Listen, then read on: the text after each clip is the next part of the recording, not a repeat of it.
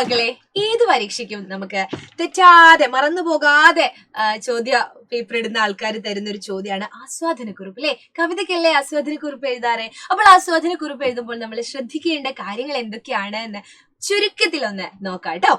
കവിതയുടെ പേര്, കവിയുടെ പേര്. ഒരു കവിത തന്നിട്ടുണ്ടെങ്കിൽ ആ കവിതയ്ക്ക് ഒരു പേരുണ്ടാവും, അത് ആരാണ് എഴുതിയതെന്നും ഉണ്ടാവും അല്ലെ. അതാണ് നമ്മൾ ആദ്യം എഴുതേണ്ടത്. മലയാളത്തിന്റെ പ്രിയ എഴുത്തുകാരൻ എന്നും പറഞ്ഞ് അങ്ങ് തുടങ്ങിയാൽ മതി, എന്ന ആളുടെ ഈ കവിത എന്ന് കേട്ടോ. പിന്നെ കവിതയുടെ ആശയം നമ്മൾ എന്ത് ചെയ്യണം, ചുരുക്കി വിവരിക്കണം. അതുപോലെ കഥാപാത്രങ്ങൾ, കവിതയിലും മാത്രമല്ല കഥാപാത്രങ്ങൾ കവിതയിലുണ്ട്. എന്തിനെ പറ്റിയാണ് കവിത എന്നാണ് നമ്മൾ അടുത്തതായിട്ട് എഴുതേണ്ടത്.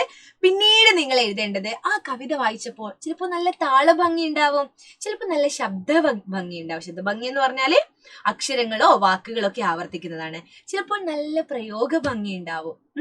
അപ്പോ ആ ശബ്ദഭംഗിയും താളഭംഗിയും പ്രയോഗ ഭംഗിയും ഒക്കെ നിങ്ങളെ ആകർഷിച്ചിട്ടുണ്ടെങ്കിൽ അത് നിങ്ങൾ എഴുതണം. പിന്നെ നിങ്ങൾക്ക് ആ ഒരു കവിത വായിച്ചപ്പോൾ നിങ്ങൾക്കൊരു അനുഭവം ഉണ്ടായിട്ടുണ്ടാവും അല്ലെ. ഇതുപോലെ വേറൊരു കവിത ഓർമ്മ വരുന്നുണ്ടെങ്കിൽ അതും കൂടെ ചേർത്ത് എഴുതാം.